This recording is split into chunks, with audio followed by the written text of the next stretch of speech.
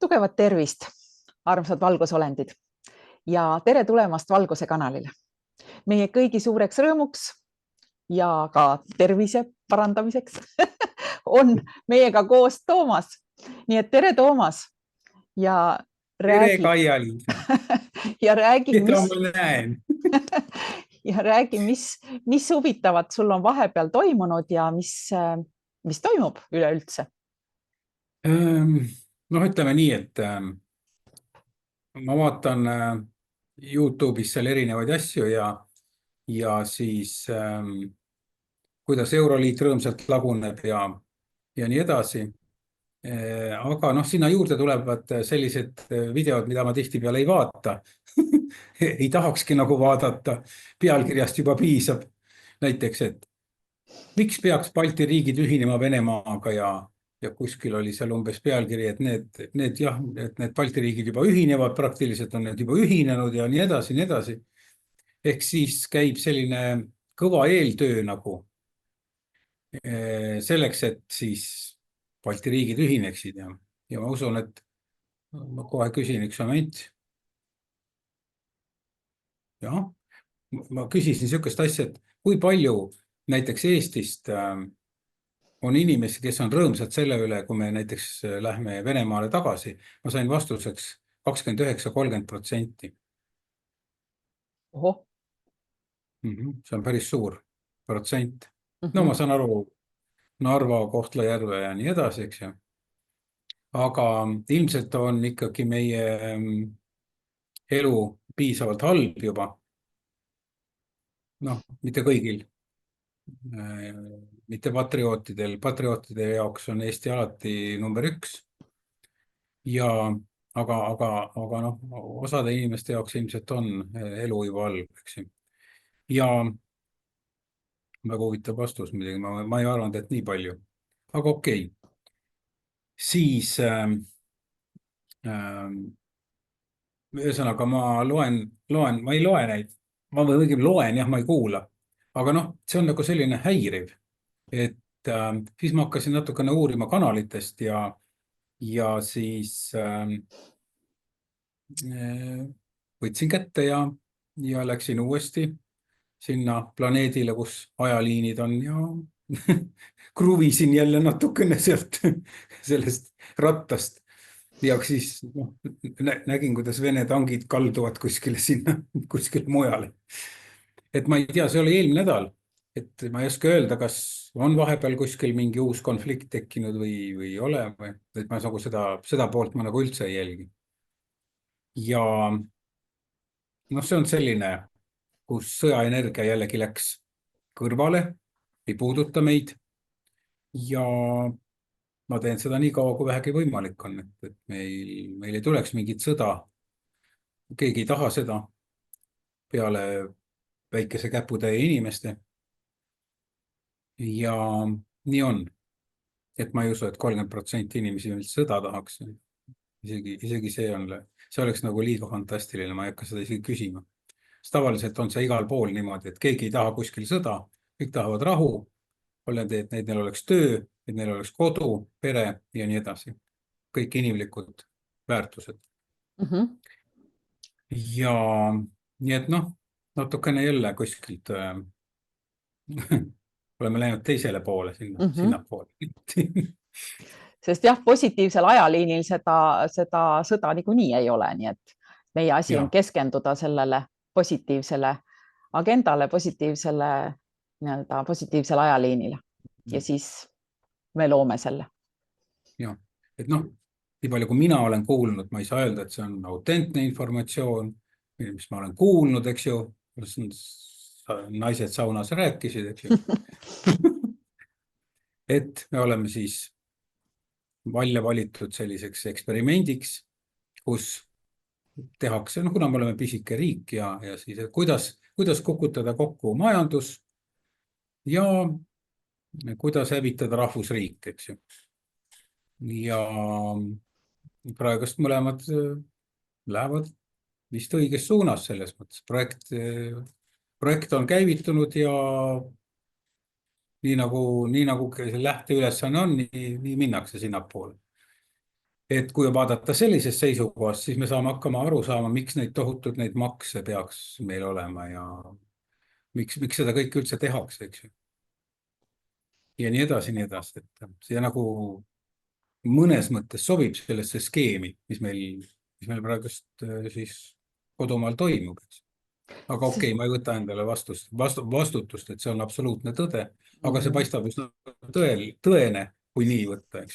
See ongi see, mis paistab, et väliselt, aga olukorrad on ju taustal ja nendes positiivsetes ajaliinides risti vastupidised sisuliselt.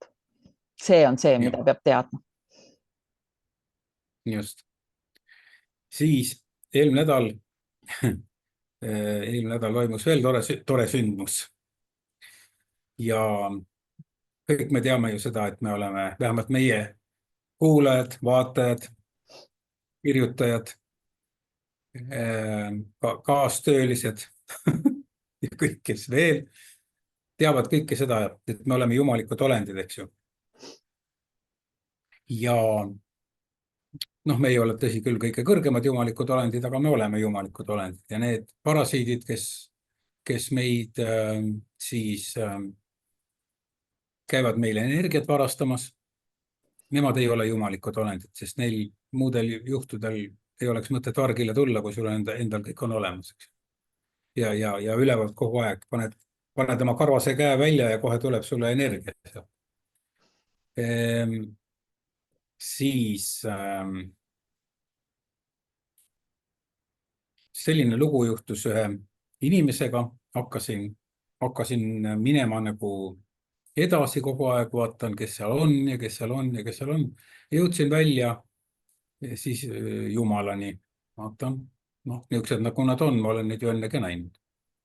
Ja läksin julgelt tema juurde, küsisin, tutvustasin ennast, kes mina olen, küsisin, kes sina oled, ma ei tea, ma olen esimest korda siin, eks ju. Ja sain vastuse, et tema on Jumal nimega Baal,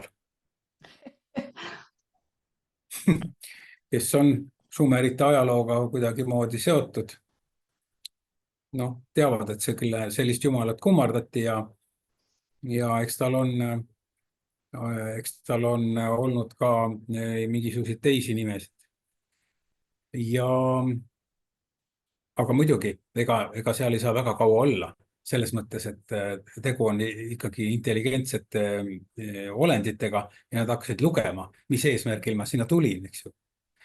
Ja mul oligi eesmärk leida üles kõige kõrgem jumal ja üle kirjutada see nii-öelda jumalikuks olendiks, päris jumalikuks olendiks, eks ju, mitte suure parasiitide ordi juhina, eks ju, teda nii-öelda. Mina käsitlesin teda sellisena. Sain sealt õigel ajal tulema ja kirjutasin ta üle. Järgmine, mul on siin väike nimekiri kohe sellest. Järgmisena ma leidsin üles sarvikute jumala. No võimas, aukartust äratav, sarved ise juba sellised, et ma ei tea, kus muuseumi neid tuleks panna. Ilmselt sinna, kus need teised dinosaurused on, eks ju. Seal on hästi suured luustikud. Jälle sama jutt, julgelt peale ja ruttu tulema sealt, eks ju. Ja siis kolmas, kes ette jäi, siis tema tunnistas, ta lihtsalt ütles, et tema nimi on Jahve.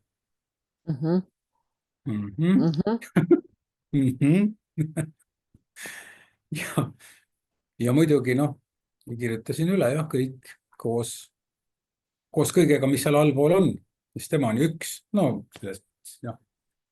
temal seal väga suurt rassi taga ei ole, aga alumistel kindlasti oli. Ja siis oli üks väga tore intsident oli veel, kus ma hakkasin jälitama ühte laevastikku. Ja laevastik oli suur, see on huvitav, kes seal nagu on. No, seal on kindlasti mingi, meie mõistes mingi kindral või admiral või kes iganes, eks ju. Ja siis ma läksin ikka kõrgemale ja siis ma leidsingi üles selle nii-öelda jumaliku olendi sealt ja siis kiitsin teda, et tal on väga võimas laevastik ja tekib aukartus ja nii edasi, et pakkusin välja, et kas palju sul laev on, et 1 miljon või? Ütles ei, 2.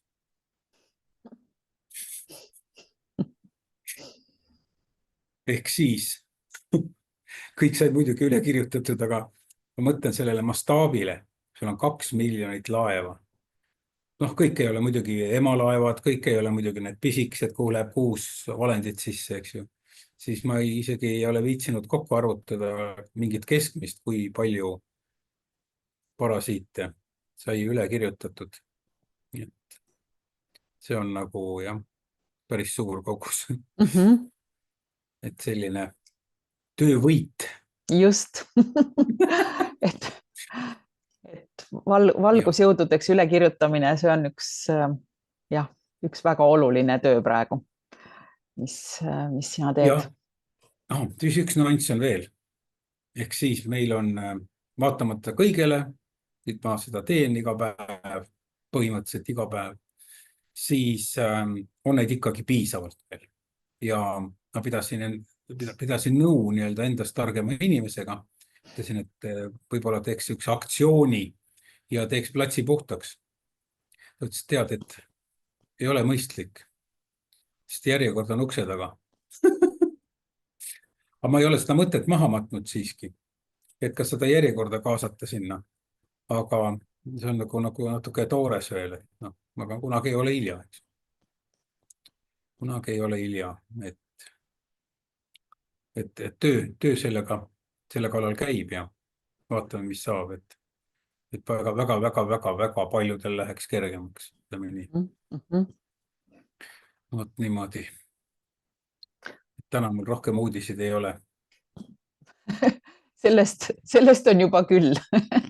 Nii et aitäh sulle, Toomas, ja kohtume taas Valguse kanalil. Kohtumiseni. Nii me teemegi. Me teemegi niimoodi, just. Ja oodake natukese.